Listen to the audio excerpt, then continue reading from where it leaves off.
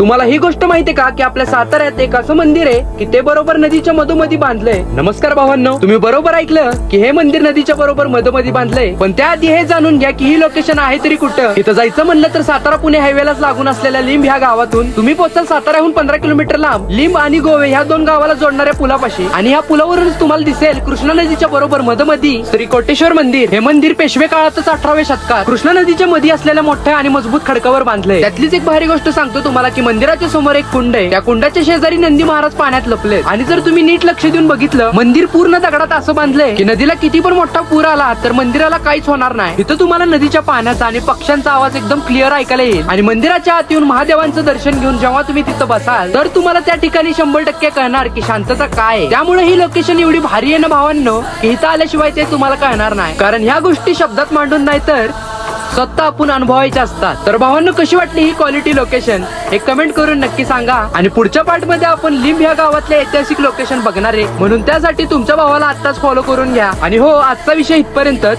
तर चला.